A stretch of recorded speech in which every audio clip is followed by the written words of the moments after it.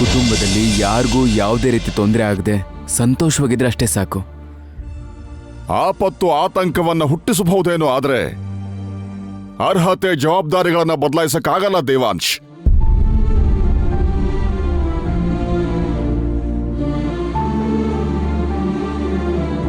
ಏನೋ ನಡಿಬಹುದು ಅಂತ ಹೆದರ್ಕೊಂಡು ಜವಾಬ್ದಾರಿಗಳಿಂದ ತಪ್ಪಿಸ್ಕೊಂಡ್ರೆ ಅದು ಮತ್ತೊಂದು ಅಪಾಯಕ್ಕೆ ಕಾರಣವಾಗತ್ತೆ.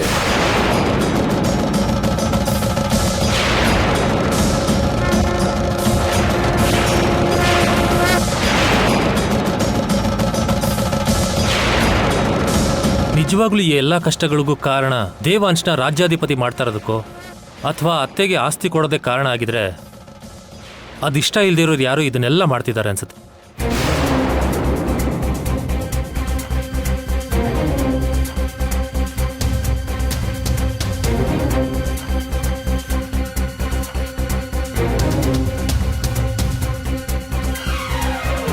ಇದು ನಮ್ಮ ಮನೆಗೆ ಸಂಬಂಧಪಟ್ಟಿರೋ ವಿಷಯ.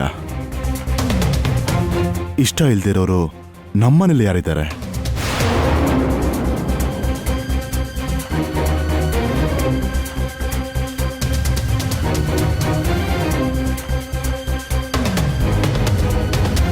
ಸುತ್ತಿ ಬಳಸಿ ವಾಲಿ ಮೇಲೆ ಬರೋ ಹಾಗಿದೆ. ವಾಲಿ ಸಿಕ್ಕಾಕೊಂಡ್ರೆ ನಾನು ಸಿಕ್ಕಾಕೊಂಡಾಗೆ. ಟಾಪಿಕ್ ಡೈವರ್ಟ್ ಮಾಡ್ಬೇಕು. ಇನ್ಯಾರು? ಚಂಚಲನೇ ಆಗಿರ್ತಾಳೆ.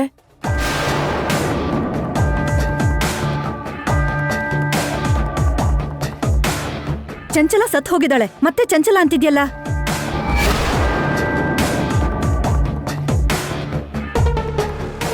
ಹೋಗ್ಲಿ, ಶ್ರವಂತ್ ಏನಾದ್ರೂ ಮಾಡಿಸ್ತಿರ್ಬೋದ ಅನ್ಕೊಂಡ್ರೆ ಶ್ರವಂತಿನ ಬದುಕಿಲ್ಲ ಅಲ್ವಾ? ಮತ್ತಿನ್ಯಾರಿರ್ಬೋದು? ಯಾರಾದ್ರೂ ಆಗಿರ್ಲಿ, ಕೆಲವು ದೋಷಗಳು ಹಾಗೆ ಉಳಿದು ಹೋಗಿವೆ. ಅವು ಕಳೆದು ಹೋಗೋವರೆಗೂ ಯಾರೋ ಯಾವುದೋ ರೂಪದಲ್ಲಿ ಅಪಾಯವನ್ನ ತಂದೊಡ್ತಾನೆ ಇರ್ತಾರೆ.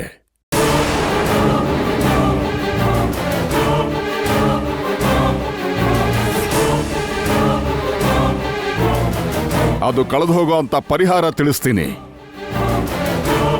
ತದನಂತರ ದೇವಾಂಶ್ಗೆ ರಾಜ್ಯಾಧಿಪತಿ ಪದವಿಯನ್ನ, ಶಾಂತಾದೇವಿಗೆ ಆಸ್ತಿಯನ್ನ ಒಪ್ಪಿಸಿ ಅಲ್ಲಿಯವರೆಗೂ ಎಲ್ಲರೂ ಎಚ್ಚರಿಕೆಯಿಂದ ಇರಿ.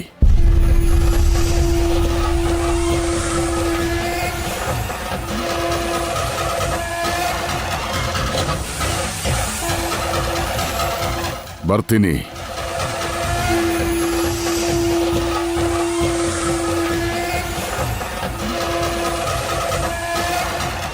ಗುರುಗಳೇ,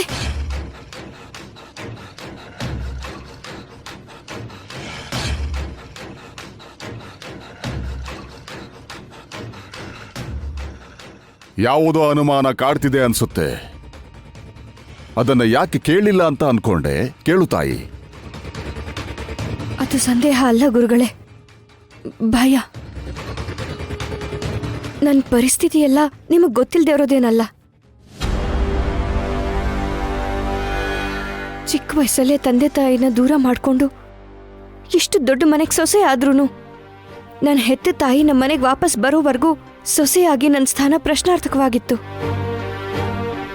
ಇವಾಗ್ಲೇ ಎಲ್ಲ ಸರಿ ಹೋಗುತ್ತೆ ಅನ್ಕೊಳ್ಳೋಷ್ಟ್ರಲ್ಲಿ ಮತ್ತೆ ಏನೋ ಅಪಾಯ ಆಗತ್ತೆ ಅಂದ್ರೆ ಭಯ ಆಗ್ತಿದೆ ಗುರುಗಳೇ.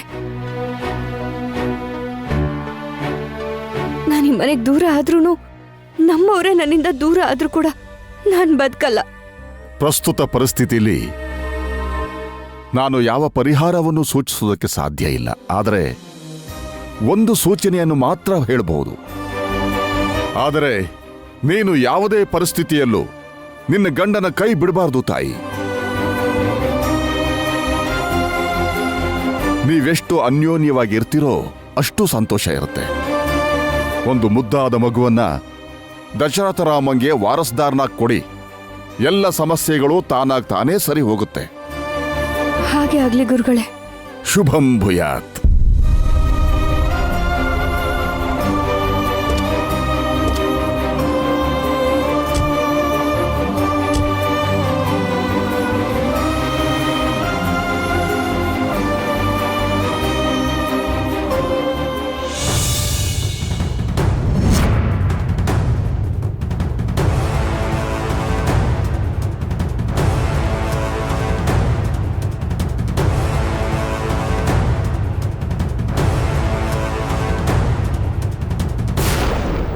ನಮ್ ಮನೇಲೇನೆ ನಾವ್ ಒಳ್ಳೆ ಔಷಧಿನ ತಯಾರು ಮಾಡ್ಬೋದು. ಬೆಳಗ್ಗೆ ಗೋಮೂತ್ರನ, ಸಗಣಿನ, ಬೇವಿನ ರಸನ ಎಲ್ಲಾನು ಸೇರಿಸಿ ನಮ್ ಮನೆ ಅಂಗಳನ ನಾವು ಸಾರಿಸ್ಬೋದು. ತುಂಬಾ ಒಳ್ಳೆ ವಿಷಯ ಹೇಳ್ದಿಯಮ್ಮ, ಸಂತೋಷ ಆಗ್ತಾ ಇದೆ. ನಾನು ಓದಿರೋದನ್ನೇ ನಾನು ನಿಮಗೆ ಹೇಳ್ದೆ ಅಷ್ಟೇ.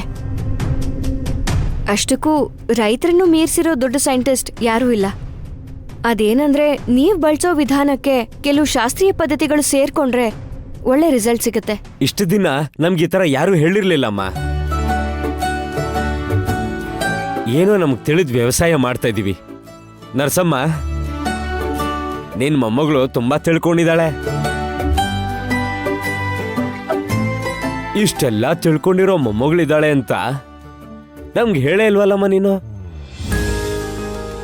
ಹೇಳೋ ಅವಕಾಶ ಬಂದಿರ್ಲಿಲ್ಲ ರಾಮಣ್ಣ. ನಿಮ್ಮಂತ ಒಳ್ಳೆ ಮನಸ್ಸಿನವರು ಊರಲ್ಲಿ ಒಬ್ರಿದ್ರೆ ಸಾಕಮ್ಮ. ಇನ್ನು ಎಷ್ಟು ದಿವಸ ಇರ್ತೀಯಮ್ಮ? ನನ್ ಮೊಮ್ಮಗಳು ಇನ್ ಮುಂದೆ ನನ್ ಜೊತೆಲೇ ಇರ್ತಾಳೆ. ಓ ಹೌದಾ?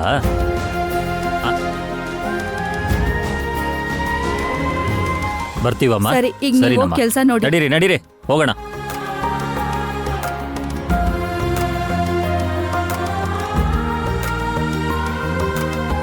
ರೈತರಿಗೆ ಒಳ್ಳೆ ವಿಷಯ ಹೇಳ್ಕೊಟ್ಟೆ ಅಮ್ಮ.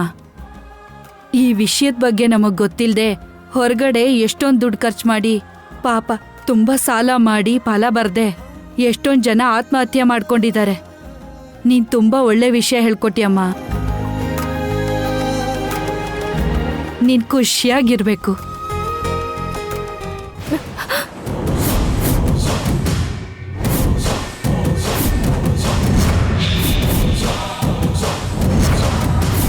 ನನ್ ಮೊಮ್ಮಗಳು ಬಿಟ್ಬಿಟ್ರೋ. ಅಲ್ಲಿ ಕೊಲೆ ಮಾಡಿ ಇಲ್ಲಿ ತಲೆ ಮರೆಸ್ಕೊಂಡು ಓಡಾಡ್ತಿದ್ಯಾ? ಅಯ್ಯೋ ಅಯ್ಯೋ, ನನ್ ಮೊಮ್ಮಗಳನ್ನ ಬಿಟ್ಬಿಡಿ. ಇವಳು ನಿನ್ ಮೊಮ್ಮಗಳಲ್ಲ, ಕೊಲೆಗಾರ್ತಿ. ಕೊಲೆಗಾರ್ತಿನ? ನಮ್ ಚಿಕ್ಕ ಯಜಮಾನ್ರನ್ನ ಕೊಂದು ಇಲ್ಲಿ ನಾಟಕ ಆಡ್ತಿದ್ದಾಳೆ. ಅಯ್ಯೋ ಅಯ್ಯೋ, ನನ್ ಮೊಮ್ಮಗಳು ಅಂತವಳಲ್ಲ, ಬಿಟ್ಬಿಡಿ. ಬಾರೆ ಬಾ. ಅಯ್ಯೋ ಬಿಡಿ. ಅಮ್ಮ! ಏ ರಾಮಣ್ಣ, ವೆಂಕಟರಾಮು ಬಂದ್ರು.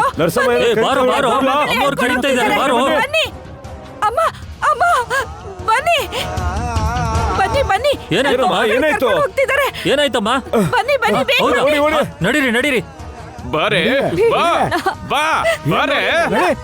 ನಡಿ. ಅಜ್ಜಿ, ಅಜ್ಜಿ,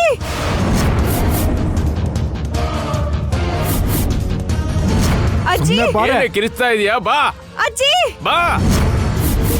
ಆಟ ಅನ್ಕೊಂಡಿದ್ಯಾ? ಬಾರೆ ಬಿಟ್ಬಿಡಿ. ಬಾರೆ. ನಡಿಯ. ಬಿಡಿ ನನ್ನ ಅಜ್ಜಿ.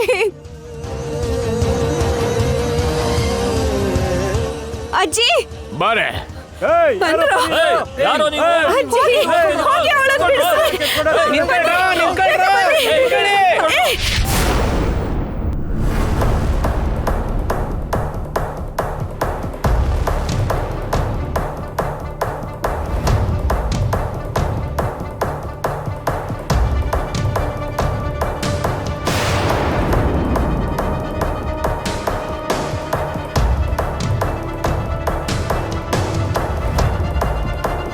ಇಷ್ಟು ದಿನ ಕಾಲ್ ಮಾತ್ರ ಇಲ್ಲ ಅಂತ ಅನ್ಕೊಂಡಿದ್ದೆ, ಆದ್ರೆ ನಿನ್ ಕೈಲಾಗ್ದಿರೋನು ಅಂತ ಈಗ ಅರ್ಥ ಆಗ್ತದೆ.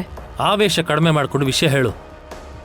ಎಂತ ಒಳ್ಳೆ ಅವಕಾಶ ಬಂದಿತ್ತು, ಅದನ್ನು ಉಪಯೋಗಿಸ್ಕೊಳ್ಳೋಕ್ ಕೂಡ ನಿನ್ ಕೈಲಾಗ್ಲಿಲ್ಲ. ಯಾವ್ದ್ರ ಬಗ್ಗೆ ಮಾತಾಡ್ತಾ ಇದೀಯಾ? ಅರೆ, ಕಣ್ಣು ಮುಂದೆ ಅಷ್ಟು ನಡೆದ್ರು ಯಾವ್ದ್ರ ಬಗ್ಗೆ ಅಂತ ಕೇಳ್ತಿದ್ಯಲ್ಲ. ದೇವಾಂಶ್ಗೆ ಅಧಿಕಾರ ಕೊಡಕ್ ಹೋದ್ರೆ ಸಮಸ್ಯೆ ಬರ್ತಿದೆ, ಬೇಡ ಅಂತ ಹೇಳ್ದೆ. ಅದಕ್ಕೆ ದೇವಾಂಶ್ ಕೂಡ ಸರಿ ಎಂದ. ಆಗ ಆ ಜವಾಬ್ದಾರಿನ ನಾನ್ ತಗೋತೀನಿ ಅಪ್ಪ ಅಂತ ನಿನ್ ಬಾಯಲ್ಲಿ ಒಂದ್ ಮಾತು ಬರ್ಲಿಲ್ವಲ್ಲ. ನೀನು ಗಂಡನಾಗಿ ಕೆಲ್ಸಕ್ಕೆ ಬಾರದೇ ಇರೋನು, ಆ ಕೆಲ್ಸಕ್ಕೆಲ್ಲ ಉಪಯೋಗಕ್ಕೆ ಬರ್ತೀನಾ? ಗಂಡನಾಗಿ ಯಾವ್ದಕ್ಕೂ ಉಪಯೋಗ ಇಲ್ಲ ಬಿಡು. ಜವಾಬ್ದಾರಿ ತಗೊಳ್ಳೋದಕ್ಕೆ ಏನಾಗಿತ್ತು, ನಾನ್ ಇದೀನಲ್ಲ ನೋಡ್ಕೊಳ್ಳೋದಕ್ಕೆ. ಜವಾಬ್ದಾರಿನ ತಗೊಳ್ಳೋಂಥವ್ರು ಕುಟುಂಬಕ್ಕೋಸ್ಕರ ಯೋಚನೆ ಮಾಡೋಂಥವ್ರಾಗಿರ್ಬೇಕು, ಸ್ವಾರ್ಥಕ್ಕೋಸ್ಕರ ಅಲ್ಲ. ಅಲ್ಲಿ ಎಲ್ರೂ ಅವ್ರವ್ರ ಸ್ವಾರ್ಥನ ಅವ್ರವ್ರು ನೋಡ್ಕೊಳ್ಳೋರೆ, ಕೈಲಾಗ್ದೇ ಇರೋರೆ ಹೀಗ್ ಮಾತಾಡೋದು. ನಿಮ್ ಅತ್ತೆಗೆ ಮಾವ್ನವ್ರು ಅರ್ಧ ಆಸ್ತಿ ಕೊಡ್ತೀನಿ ಅಂದ್ರೆ ಏನಂದ್ರು? ನನ್ಗೆ ಯಾಕಣ್ಣ, ನನ್ ಮಗಳ ಹೆಸರಲ್ಲಿ ಬರೀ ಅಂದ್ರು. ಅಂದ್ರೆ ಅರ್ಧ ಆಸ್ತಿ ಆ ವೈದೇಹಿಗೆ, ಮಿಕ್ಕಿರೋ ಆಸ್ತಿ ಮೇಲಿನ ಅಧಿಕಾರ ದೇವಾಂಶ್ಗೆ. ಪ್ರತಿಯೊಂದು ಅವ್ರ ಕೈಯಲ್ಲೇ ಇದ್ರೆ ಆಗ ನಮ್ಮಿಬ್ಬರ ಪರಿಸ್ಥಿತಿ ಏನಾಗ್ಬೇಕು?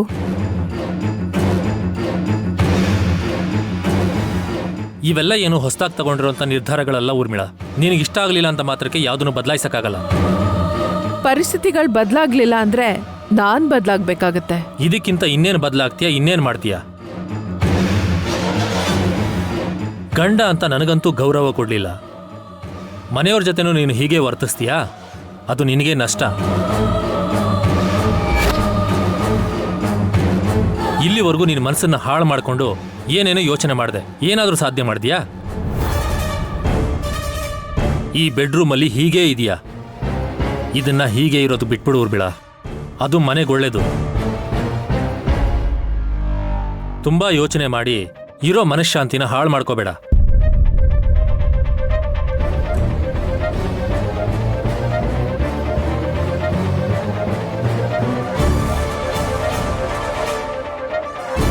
ನಾನು ಮನಃಶಾಂತಿನ ದೂರ ಮಾಡ್ಕೊಳ್ಳೋದಲ್ಲ, ನಿಮ್ ಯಾರಿಗೂ ಮನಃಶಾಂತಿ ಇಲ್ದೇ ಇರೋ ಹಾಗೆ ಮಾಡ್ತೀನಿ.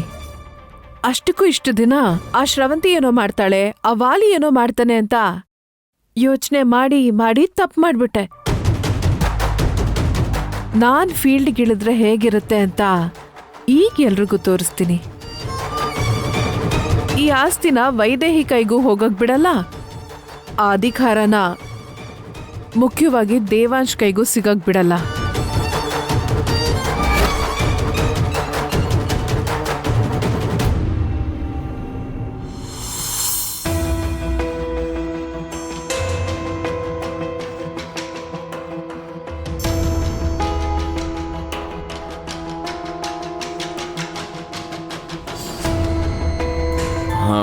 Okay, I call you back. ಬಾವಾ ಕಾಫಿ. ಏನ್ ಬೇಕಾಗಿಲ್ಲ ಬಿಡು. ಹತ್ರಕ್ಕೆ ಬರ್ದಿರೋ ಜನ ಕಾಫಿ ತಂದ್ಕೊಟ್ರೇನೋ ಬಿಟ್ರೇನೋ. ಒಂದ್ಸಲ ಇದನ್ನ ಕುಡಿದ್ ನೋಡಿ. ಇಲ್ಲ, ನೋಡ್ಬಿಟ್ಟು ಕುಡೀರಿ.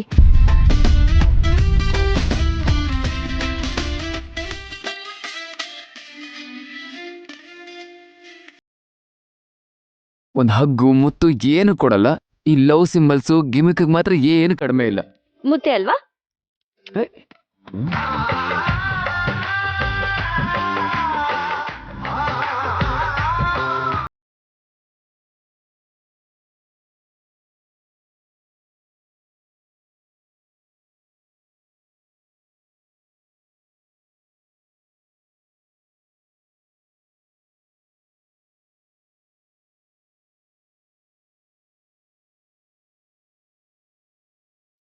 ಏನಿವತ್ತು ಮೇಡಮ್ ಇಷ್ಟೊಂದು ಸ್ಪೀಡ್ ಆಗಿದ್ದೀರಾ?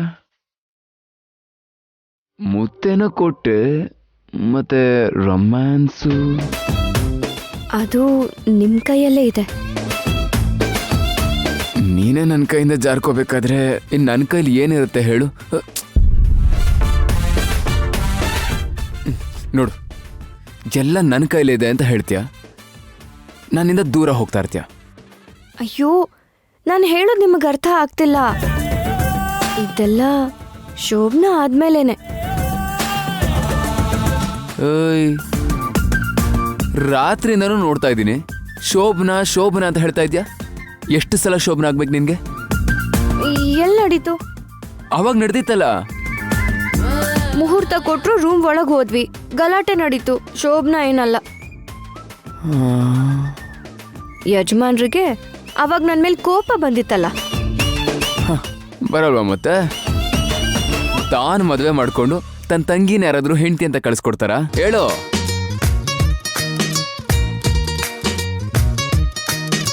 ಸಾಕು, ಒಳಗೆ ಹೋಗಿ ಗಲಾಟೆ ಮಾಡಿದ ವಿಷಯ ನನ್ಗಿವಾಗ ಬೇಡ. ಮೊದಲು ಶೋಭನದ ವಿಷಯ ಏನು ಅಂತ ನೋಡಿ. ಮತ್ತೆ ನೋಡೋಕೇನಿದೆ? ಈಗಾಗ್ಲೇ ಮುಹೂರ್ತ ಇಟ್ಟಿರ್ತಾನೆ ಅಷ್ಟೇ. ಅವಾಗ ಆಗಿಲ್ಲ ಅಂದ್ರೆ ಮತ್ತೆ ಯಾವಾಗ ಆಗುತ್ತೋ ಆವಾಗ. ಅದನ್ ಬಿಟ್ಟು ದಿನ ಮುಹೂರ್ತ ಇಟ್ಕೊಂಡು ಕೂತ್ಕೊಳ್ಳಲ್ಲ. ಇಡ್ತಾರೆ. ಒಂದ್ ವೇಳೆ ಏನಾದ್ರೂ ಕಾರಣದಿಂದ ಶೋಭನಾ ನಡಿದೆ ಹೋದ್ರೆ ಮತ್ತೆ ಮುಹೂರ್ತ ಇಡ್ಬೇಕು. ಇಲ್ದೆ ಹೋದ್ರೆ ದೋಷ. ಆ ಥರ ಏನಿಲ್ಲ ಬಿಡು. ನಿಮ್ಗೆಲ್ಲ ಗೊತ್ತಿದೆಯಲ್ಲ. ಅಂದ್ರೆ ನಿನಗೆ ಗೊತ್ತಾ? ಯಾರೋ ದೊಡ್ಡೋರು ಮಾತಾಡ್ಕೊಳ್ತಿದ್ರೆ ಕೇಳಿಸ್ಕೊಂಡೆ. ಮೊದ್ಲು ಮುಹೂರ್ತ ಇಡ್ಸ್ರಿ.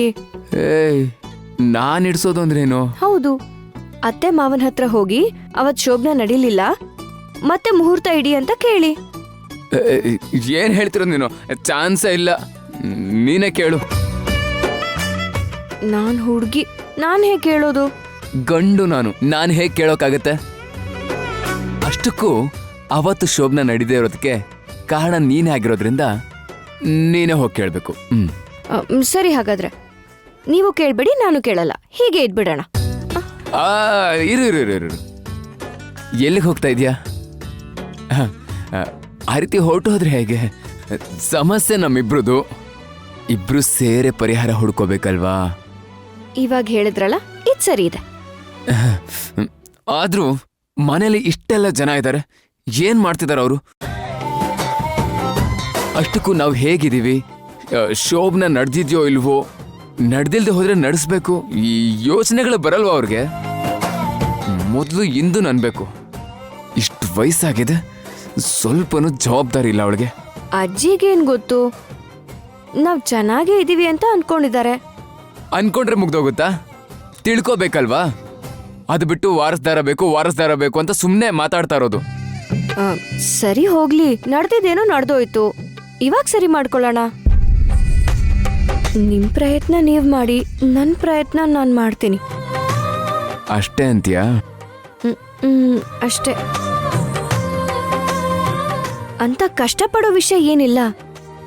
ನಮ್ಗೆ ಶೋಭನ ನಡೆದಿಲ್ಲ ಅನ್ನೋ ವಿಷಯನ ಮೆಲ್ಲಿಗೆ ಅವ್ರ ಕಿವಿಗೆ ಬೀಳೋ ಹಾಗೆ ಮಾಡಿದ್ರೆ ಸಾಕು.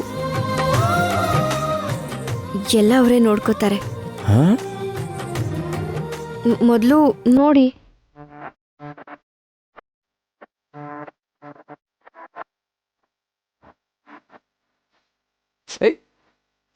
ಓ, ಈ ರೀತಿ ಪರಿಸ್ಥಿತಿ ತಂದ್ಬಿಟ್ಟಿಯಲ್ಲ ಭಗವಂತ.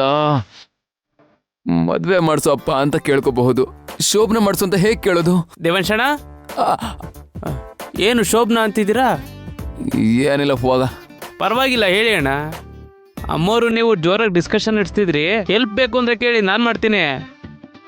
ಇವಾಗ ಹೋಗ್ತೀಯಲ್ಲ, ನಾಲ್ಕು ಬಿಡ್ಲಾ? ಬೇಡ ಬಿಡಿ.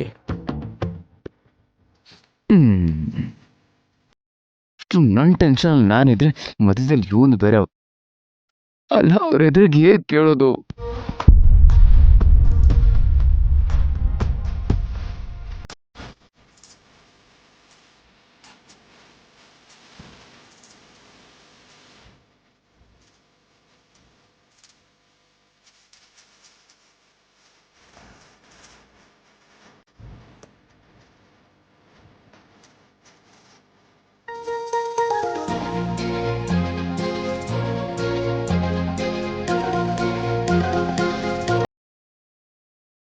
ಅಯ್ಯಯ್ಯೋ, ಮುಖ್ಯವಾದ ವಿಷಯನೇ ಮರ್ತ್ಬಿಟ್ನಲ್ಲ.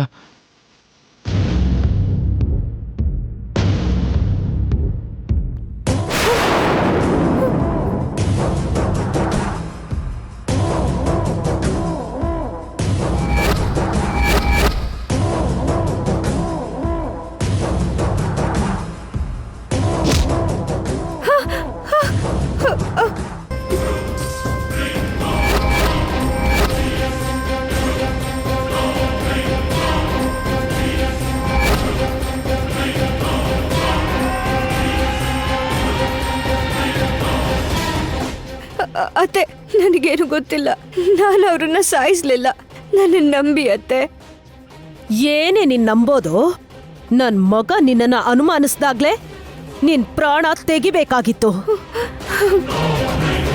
ಅವನ್ನ ಸಾಯಿಸಿದ್ಮೇಲೆ ನಿನ್ನನ್ನು ಹೇಗ್ ಬಿಡ್ತೀನಿ ಅನ್ಕೊಂಡೆ? ಏ ರಾಜೇಂದ್ರ, ಚಾಕು ಕೊಡೋ. ಅತ್ತೆ, ನನ್ನ ಸಾಯಿಸ್ಬೇಡಿ ಅತ್ತೆ, ಪ್ಲೀಸ್ ಅತ್ತೆ. ನನ್ನ ಸಾಯಿಸ್ಬೇಡಿ ಅತ್ತೆ, ಪ್ಲೀಸ್ ಪ್ಲೀಸ್, ಬೇಡ ಅತ್ತೆ, ದಯವಿಟ್ಟು ಸಾಯಿಸ್ಬೇಡಿ. ನಿನ್ನನ್ ಬಿಡಲ್ಲ ಕಡೆ, ನಿನ್ನ. ಅಮ್ಮ!